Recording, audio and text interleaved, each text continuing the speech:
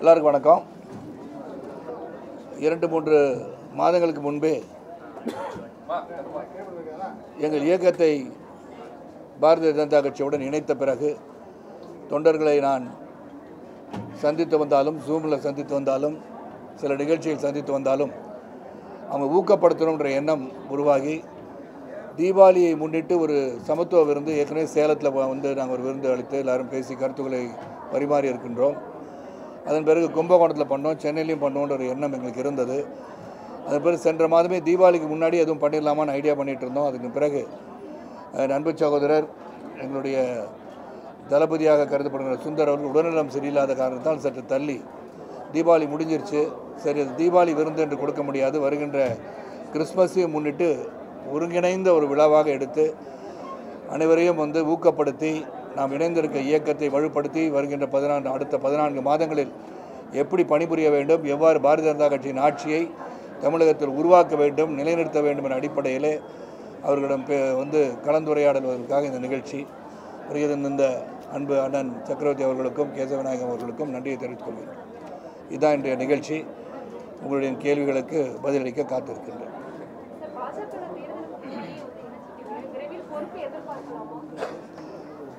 அதான் பொறுப்புக்காக வந்து இணைஞ்ச நான் சொல்லவே இல்லையே. நான் வந்து தேசிய நீரோட்டத்தில் நாங்கள் இருக்க வேண்டும் எண்ணம் பொறுப்பாக இருப்பதால் பொறுப்புகள் வரும்போது அந்த பொறுப்பு மேலும் அதிகரிக்கும் என்பதை மட்டும் சுட்டிக்காட்ட வேண்டியது. வாங்க பிரதர். சட்டம் அதுக்கப்புறம் பார்த்தீங்கன்னா சிறையிலேருந்து மதுரைக்கு வந்து கைதிகளை கூட்டு போகிற அந்த காவலரே சரக்கு அடிச்சுட்டு போகிற இது காட்சி பார்த்துருக்கோம். இதை எப்படி பார்க்குறீங்க? ஏன்னா தொடர்ந்து எல்லாருமே ட்விட்டரில் தான் போட்டுருக்காங்க, இதுக்கு நிரந்தர தீர்வு கிடைக்கலைங்க. நிரந்தர தீர்வு அப்படின்னு சொல்லும்போது நீங்கள் வந்து முதல்ல சொன்னது வந்து மருத்துவரை தாக்கியது. விக்னேஷ் என்பவர் அவங்க தாயார் பிரேமாவுக்கு சரிவர மருத்துவ உதவி செய்யவில்லை என்ற அடிப்படையில் ஒரு மன அழுத்தத்துடன் பாலாஜி என்கிற மருத்துவரை வந்து தாக்குறார். முதல்ல அது தாக்குவது வந்து குற்றமாக தான் நான் பார்க்குறேன். அது தவறு. எந்த ஒரு நிலைமையாகவும் எடுத்துரைக்கின்ற இடங்கள் இருக்கிறது. உடனே வந்து கையில் ஆயுதத்தை எடுப்பது தவறு என்று நினைப்பவன் நான். அந்த செயல் செய்திடக்கூடாது. ஏன்னா என்னை பொறுத்த வரைக்கும் நோபலஸ்ட் ஆஃப் ப்ரொஃபஷன் ஆங்கிலத்தில் சொல்லுவோம்.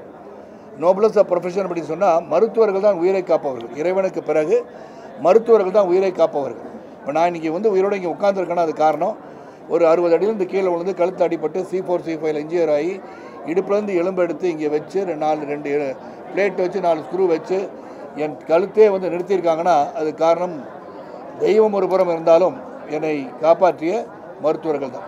இன்னும் சைலண்டாக இருக்க சொல்லுங்கள். அந்த மருத்துவர்கள் தான். ஸோ அவங்களுக்கு வந்து உரிய ஒரு மரியாதை இருக்கணும். என்றைக்குமே அவங்களுக்கு பெரிய ஒரு அந்தஸ்து. அந்த சம்பவம் வந்து நடந்திருக்கக்கூடாது தான். ஆனால் அவங்க சில குற்றச்சாட்டுகளை வந்து அந்த விக்னேஷுடைய தாயார் என்ன சொல்கிறாங்கன்னா, எங்களை சரியாக அவங்க வந்து ட்ரீட் பண்ணல, மரியாதை குறைவாக நடத்துனாங்க. அது வந்து அவங்க வந்து நமது அமைச்சர் தான் அது என்ன அப்படி நடந்ததான்னு வந்து விசாரணை பண்ணி அது மாதிரி நடந்துச்சா இனிமேல் நடக்கக்கூடாது, அப்படி நடந்திருந்தால் அது நடந்திருக்கக்கூடாது என்ற கருத்து தான். ரெண்டாவது போதை பற்றி நீங்கள் சொன்னீங்க. இன்றைக்கி பல விதமான போதைகள். நீங்கள் வந்து ஒன்று சொல்கிறது வந்து நீங்கள் வந்து குடி மட்டும் அல்ல, இன்றைக்கி வந்து கஞ்சா புழக்கம், அப்புறம் ட்ரக்ஸுன்றாங்க. அந்த ட்ரக்ஸு பேர் எனக்கு தெரிய மாட்டேங்குது. அதான் சொல்ல புரிஞ்சுக்கிட்டேன் பிரதர். அதனால் காவலரும் தண்ணி அடிக்கிறாங்க அப்படின்னு சொல்லும் போது அதை வந்து எப்படி வந்து கட்டுப்படுத்த போகிறாங்க, சட்டம் ஒழுங்குகளை எவ்வாறு தீவிரப்படுத்த போகிறார்கள், எப்படி ஒரு ஸ்ட்ரிக்டாக ஒரு டிசிப்ளின் இருக்கணுன்றதை உறுதி செய்ய போகிறார்கள் என்பதை நாம் வந்து வலியுறுத்தி ஆக வேண்டும்.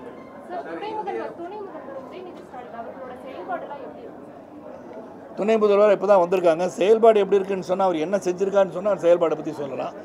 இந்த மாதிரி அறிவிச்சார், இதை செய்கிறேன்னு சொன்னார், இதை செஞ்சு முடிச்சிட்டாரு, ஆனால் சில குறை இருக்குன்னு சொன்னால் அந்த குறையை பற்றி நான் எடுத்து சொல்லலாம். அவர் என்ன செயல்பாடுனா அவர் துணை முதல்வராக நியமிச்சிருக்காங்க. அவர் வந்து எல்லா பக்கம் துணை முதல்வராக இது பயணித்து கொண்டிருக்கிறார். என்ன செயல், என்ன அவருக்கு டார்கெட் கொடுத்துருக்காங்க, என்ன சொல்லியிருக்காங்கன்னு எனக்கு தெரியாது. அதனால் அவர் வந்து ஏற்கனவே வந்து அந்த குடும்பத்தில் ஒருத்தராக டாக்டர் கலைஞர் அவர்களின் பேரனாக என்னுடைய முதல்வரின் மகனாக வலம் வந்து கொண்டிருக்கிறார். ஸோ அவருக்கு குறை நிறைய பற்றி நீ சொல்கிறதுக்கு என்ன செஞ்சுருக்கான்னு சொன்னால் அதுக்கு பற்றி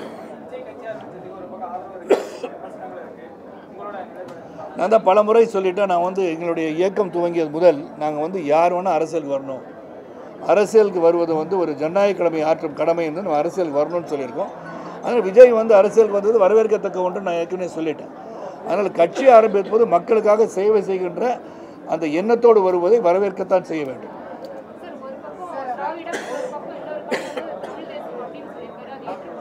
கண்டிப்பாக ஏற்றுக்கொள்ள முடியாது. ஏதாச்சும் ஒன்று கொள்கை அடிப்படையில் வந்து அவர் நான் விமர்சிக்க விரும்பலை.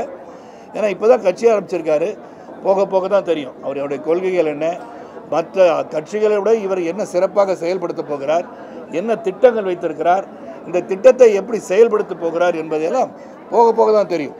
இன்றைக்கி வந்து கட்சி ஆரம்பித்த உடனே நாளைக்கு வந்து இதெல்லாம் சாதிச்சிருவாருன்னு ஊடகங்கள் வந்து வளர்த்துட்ருக்கீங்க. அந்த ஊடகங்கள் வந்து இவர் செய்கிறாரு என்ன நடக்கு என்னன்னு கேட்கறனால அரசியல் தலைவர் அவரை பற்றி பேச வேண்டியது வருது.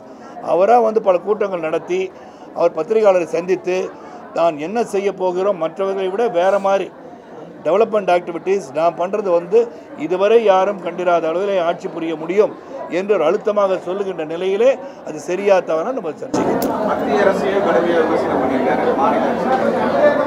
ஒரு அரசியல் இயக்கத்தை ஆரம்பித்த பிறகு யாராச்சும் வந்து தாக்கினாதான் அரசியல் நடத்த முடியும் எண்ணத்தில் தான் எல்லாரும் பயணிக்கிறாங்கன்னு நினைக்கிறேன். ஏன்னா மக்கள் பிரச்சனை எடுத்துரைத்து அவர் அரசியல் செய்யலாம் என்று நான் நினைக்கிறேன். அவர் வந்து வந்ததுக்கு பிறகு வழக்கமாக வந்து நம்ம அதிமுக ஒரு 6 மாத காலம் தேர்தலுக்கு முன்னாடி தான் தேர்தல் பணிகள்லாம் தொடர்ந்து செய்வாங்க.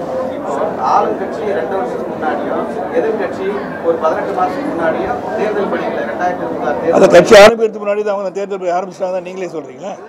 நீங்கள் அவர் ஆரம்பித்த பிறகு ஆரம்பிக்கலையே, 18 மாதம் 2 வருஷத்துக்கு முன்னாடி ஆரம்பிச்சிட்டாங்கன்றீங்களா? கட்சி அறிவித்த உடனே தேர்தல் பணிகள்லாம் ஸ்டார்ட் பண்ணுறாரு. இல்லை, அங்கே ஒரு மாற்றம், அதாவது ஒரு வியூகம் வழக்கும் போது இப்போ வந்து எங்களுடைய மாநில தலைவர் அண்ணாமலை அவர்கள் இன்னொரு 15 நாள் 20 நாள் வந்துட போகிறாங்க. இருந்தாலும் இங்கே உறுப்பினர் சேர்க்கை ஒரு திட்டமாக வகுக்கப்பட்டு இங்கே ஒரு குழு அமைத்து எச்ராஜா அவர்கள் தலைமையில் ஒரு குழு அமைத்து அந்த குழு சிறப்பாக செயல்படும் போது எங்களுக்கெல்லாம் வந்து ஒன்றே ஒன்று தான், வருகின்ற அடுத்த 14 மாதத்தில் சிறப்பாக செயல்பட்டு பாரதிய ஜனதா கட்சி ஆட்சியில் அமர்த்த வேண்டும். இது வந்து விஜய் கட்சி ஆரம்பித்ததனால் ஏற்பட்டதல்ல, கட்சிக்குன்னு ஒரு பணி இருக்கிறது. நம்ம மக்களுக்காக எடுத்து சென்ற செய்தியை சிறப்பாக சென்றடைய செய்ய வேண்டும் என்று சொன்னால் பிரயாணம் இருக்கணும், பிரச்சாரம் இருக்கணும், அதுக்கெல்லாம் தயார்படுத்தி கொண்டு இருக்கின்றோம். அதனால் இந்த தயார் பண்ணுவது வந்து விஜய் கட்சி ஆரம்பித்ததால் இல்லை, அவங்க வியூகம் வச்சுருப்பாங்க, செயல்படுத்தும் போது அவர் ஆரம்பிச்சோன்னு பண்ணுற மாதிரி தெரியலாம்.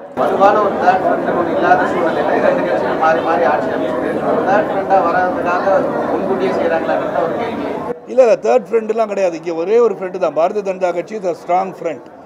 அந்த ஃப்ரெண்டு வந்து ஆட்சி அமைக்கும் என்பது எனக்கு தெல்ல தெளிவாக எனக்கு தெரியுது.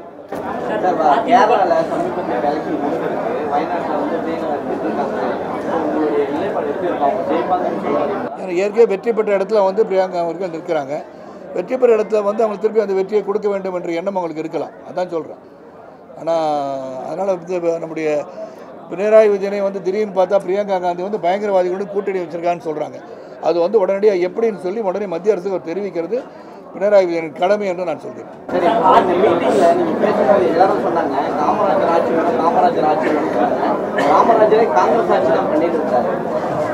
அவங்க காமராஜர் ஆட்சி வேணும்னு சொல்லலை. ஒரு நிமிஷம் அவர் பேசி ஒருவர் தான் சொன்னார், நீங்கள் எல்லாரும் பேசுகிறான்னு சொல்கிறீங்க. அது நான் வந்து சற்று நீங்கள் மாற்றிக்கொள்ள வேண்டும். ஒருவர் பெருந்தலைவரின் ஆட்சியை பற்றி 1954 முதல் 1963 வரை சிறந்த ஆட்சியை தந்தவர் பெருந்தலைவர் என்று சொன்னார். அந்த பெருந்தலைவர் அந்த ஆட்சி கொடுக்கலன்னு உங்களால் சொல்ல முடியுமா? முடியாது. ஆக அப்பொழுக்கற்ற ஒரு ஆட்சியை தந்து கொண்டிருப்பவர் இன்று அந்த பெருந்தலைவரை போல் அப்பொழுக்கற்ற ஒரு ஆட்சியை மோடிஜி அவர்கள் தண்டு கொண்டிருக்கிறார் என்று இணைத்து பேசினார் ஒழிய அவர் காங்கிரஸாக தான் இருந்தார். ஆனால் காங்கிரஸ்காரனே அவர் மதிக்கலையே. அவரை தூக்கி எறிந்த கதமெல்லாம் அவங்களுக்கு தெரியும். இறக்கும் போது வேதனையுடன் இறந்தவர் பெருந்தலைவர் அவர்கள் காங்கிரஸ் கட்சியில். அண்ணாமலை அவர்கள் திரு அண்ணாமலை அவர்கள் மாநிலத்தில் வந்த பிறகு அவர்கள் என்ன எண்ணம் வைத்திருக்கிறார் என்பது நான் சொல்ல முடியாது. நிறைய கட்சி தலைவர்கள் வந்து விஜய் சார் வந்து விமர்சனம் பண்றாங்க. என்ன பண்றாங்கன்னா, இது ஒன்றும் வந்து சினிமா மேடை கிடையாது, நீங்க வந்து டேலாக் அவசியம் கிடையாது.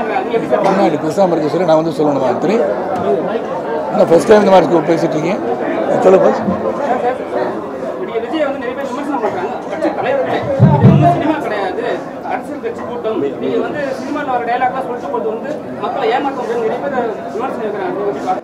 அரசியலுக்கு யாராச்சும் வந்தாலும் சரி, எந்த ஒரு தொழில், நீங்கள் ஒரு தொழில் பண்ணுறீங்க, ஒரு சாதாரண ஒரு பேக்கரி நீங்கள் வச்சுருக்கீங்கன்னா இன்னொருத்தர் பேக்கரி ஆரம்பிக்கிறாருன்னா அந்த பேக்கரி ஆரம்பிக்கிற பற்றி குறை சொல்வது தான் இந்த பேக்கரி வச்சுருக்க சொல்லுவார். அதே போல் நீங்கள் எப்போ வந்து பொது வாழ்க்கைக்கு வந்துட்டீங்களோ, மக்கள் சேவைக்கு வந்துட்டீங்களோ, உங்கள் மீது கல்லடி படத்தான் செய்யும். அதை நீங்கள் எப்படி வந்து சமாளித்து கொண்டு போகிறீங்கன்னு அவருடைய திறமையை பொறுத்தது. அதனால் அவரை பற்றி குறை சொல்லக்கூடாதுன்னு சொல்ல முடியும். மக்கள் வந்து இப்போ வந்து அரசு மருத்துவமனை மட்டும்தான் வந்து சொல்கிறாங்க, சரியான ட்ரீட்மெண்ட் கிடைக்க மாட்டேங்குது, உள்ளே போனாலும் எங்களை அசிங்கப்படுத்துறாங்க. நீங்கள் இப்போ சொன்னீங்க, இந்த மாதிரி நடத்துறீங்க அவர் தான், ஆனால் இருந்தாலும் வந்து நடக்கக்கூடாதுன்னு சொன்னீங்க. சொல்றீங்க. ஆனா இது வரைக்கும் இன்னும் நிறைய மக்கள் வந்து அதுல அடிபட்டும் குறைபட்டும் மனநல பாதிக்கப்பட்டு தான் இருக்காங்க. அதை எப்படி பாக்குறீங்க? அதாவது இது என்ன சுட்டி காட்டுதுன்னா, தனியார் மருத்துவமனைக்கு ஈக்குவலாக நம்ம வந்து கவர்மெண்ட் ஹாஸ்பிட்டல்ஸை உருவாக்கணுன்றது கருத்து செல்ல தெளிவாக தெரியுது. ஏன்னா இப்போ வந்து நான் நேற்று கூட கேட்டுட்டு இருந்தேன், ஸ்கேனிங், எம்ஆர்ஐ இதெல்லாமே சில சமயம் 2 மாத காலம் வெயிட் பண்ண வேண்டிய சூழல் வந்து அரசு மருத்துவமனையில் இருக்குன்றாங்க. அதுக்கு வந்து பதில் சொல்ல வேண்டியது வந்து அண்ணன் மா சுப்பிரமணியன் அவர்கள் தான். ஆனால் அந்த நிலைமை வராமல் எப்படி வந்து தனியார் மருத்துவரை நம்பி மக்கள் செல்கிறார்களோ அந்த நிலைமை அரசு மருத்துவமனைக்கு உருவாக வேண்டும் என்று நினைப்பவன் நான். அது அப்படி இருந்தால் தான் நல்லா இருக்கும் நான் நினைக்கிறேன். டெப்டி சிஎம் வந்து சம்பந்தத்தை சொல்லியிருக்காரு, எந்த கொம்பனாலும் திராவிடத்தை அசைக்க முடியாதுன்னு சொல்லியிருக்காரு.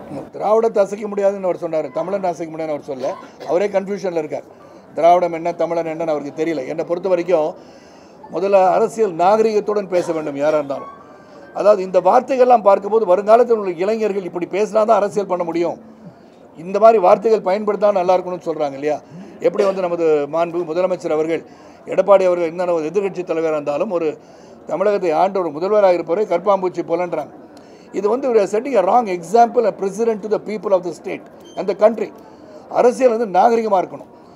இதே வந்து பெருந்தலைவர் வந்து கலைஞர் அவர்களும் சரி, எம்ஜிஆர் அவர்களும் சரி ஒரே மேடையில் அமர்ந்திருக்கும் போது எதிரும் புதிருமாக இருந்தபோதே நல்ல அளவலாவி சிரித்து பேசி கொண்டிருந்த காட்சியை நீங்கள் பார்த்துருப்பீங்க. ஸோ அரசியல் நாகரிகத்தை கடைபிடிக்க வேண்டிய கருத்து ஒன்று இருக்கிறது. அதனால் ஒருவரை பற்றி சொல்வது, தாக்குவது இதெல்லாம் வந்து தவறு நான் நினைக்கிறேன். அரசியல் ரீதியாக அவங்க தாக்கிக்க வேண்டியது. சார் இப்போ ஸ்டேஜில் பேசும்போது என்ன சொன்னாங்கன்னா, சார் சொன்னாங்க சரத்குமார் சார் கூட பிஎம் ஆக்கிடலான்ட்டாங்க. ஆமாம், ஜஸ்ட் ஒரு எம்எல்ஏவை கூட கவுன்சிலரை கூட எம்எல்ஏ ஆக்க முடியாத நிலைமையில் இருக்காங்க. ஏன்னா அவங்க சீட்டு கிடைத்தே பெரிய விஷயம். இது வந்து சாத்தியமா சார்? உலகத்தில் எல்லாமே சாத்தியம். எது சாத்தியம் இல்லைன்னு சொல்ல முடியுமா? எஃபர்ட்ஸ் நம்ம ஃபெயில்னு சொல்லியிருப்பாங்க. நான் சைக்கிளில் வந்து பேப்பர் போடும்போது நான் என்ன நினச்சேன்னா, புரட்சி தலைவர் எம்ஜிஆர் போல் வந்து சினிமாவில் வரணும்னு நினச்சேன்.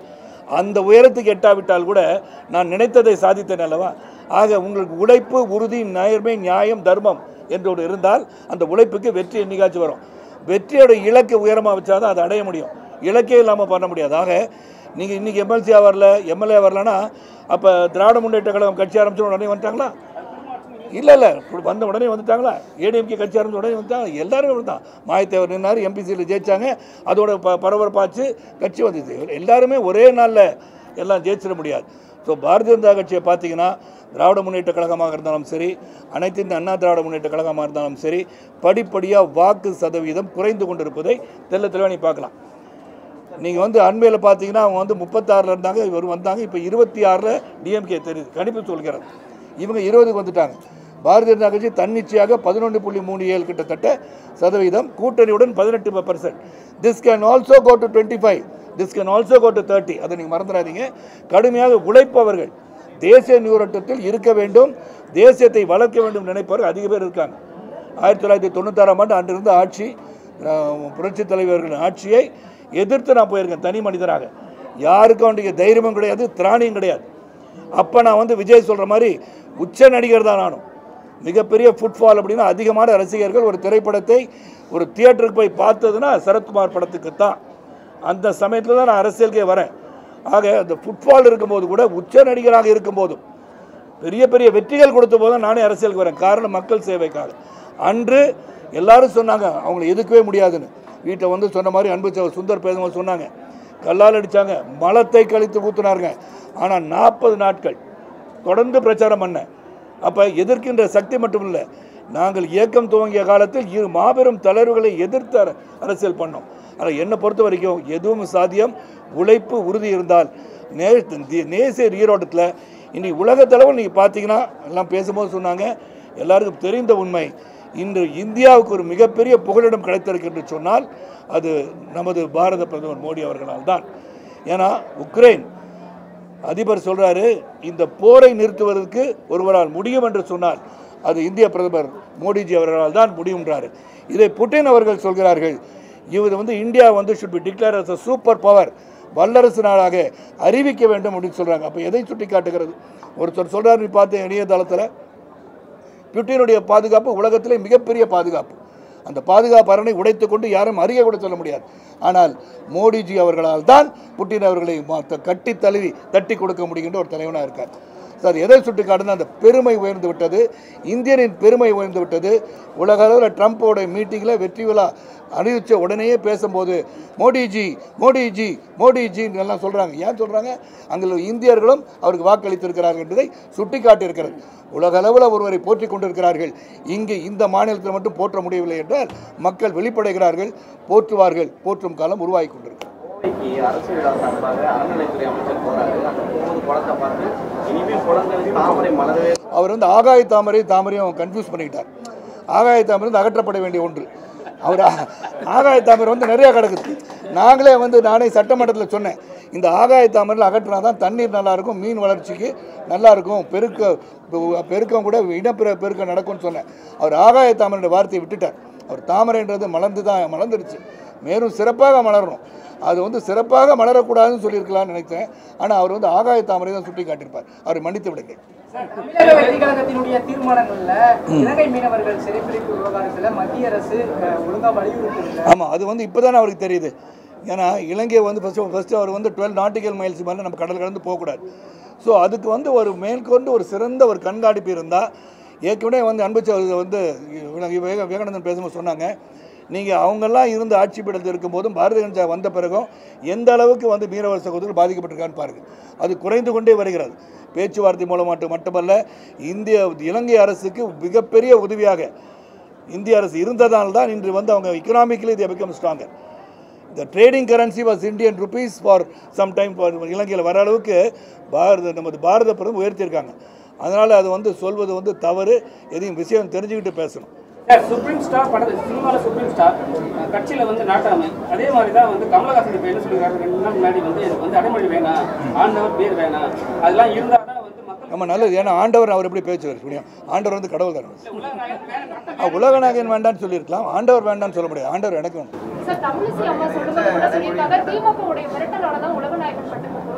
அது எனக்கு தெரியாது. அந்த மிரட்டலை பற்றி எனக்கு தெரியாது. தெரிஞ்சதை பற்றி நான் பதில் சொல்லுவேன். மருத்துவ சங்கம் இந்த மருத்துவர்கள் குறைவாக இருக்காங்க அப்படின்னு சொல்லியிருக்காங்க. World health organisation I think Karthik is 1000 for 1%.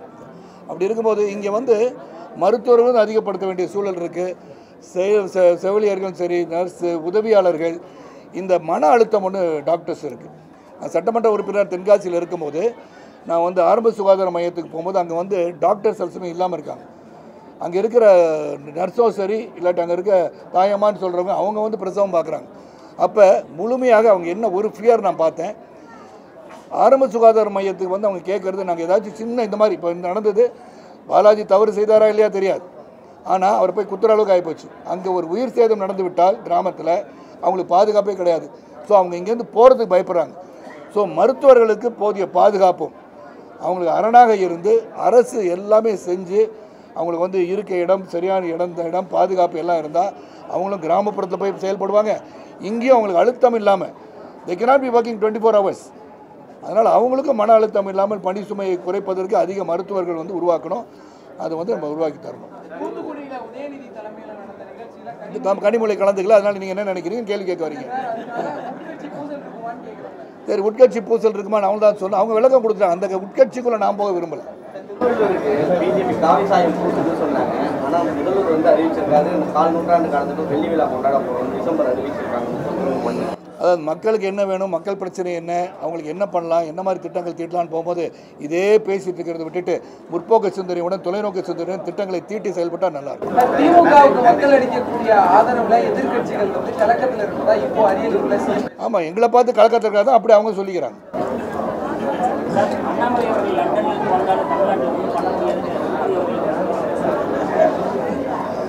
அது அந்த பயத்தில் தாங்க சொல்கிறது. எப்போ பயம் வரும்னா, எப்போ இந்த மாதிரி பிதற்றல் வரும்னா, ஒருத்தர் வரும்போது பயம் வருதில்ல, அதனால் உடனே பயந்து அது சொல்லிடுறது தான்.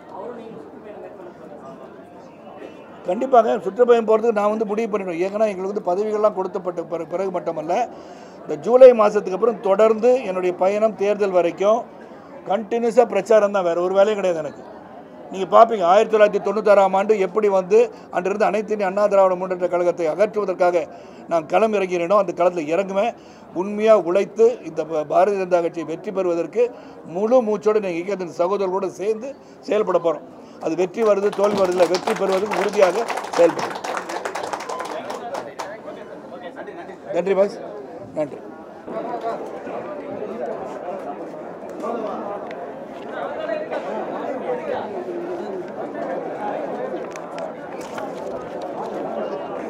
வேற ஒன்றும் பாஸ், புள்ளி விவரம், துண்டு சீட்டு கிடையாது.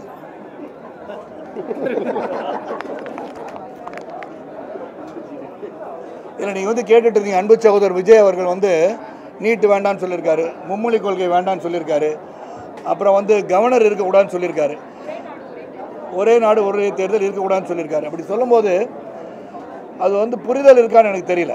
என்னை பொறுத்தவரை நீட்டை பொறுத்த வரைக்கும் உங்களுக்கும் தெரியும் சகோதரர்களே, நீட்டு வந்து 2013 வந்து it was introduced in India. 2018 தமிழ்நாட்டில், நீங்கள் 2018 வந்து தமிழ்நாட்டில் 39.56, 2019 48.50, 2020 57.44.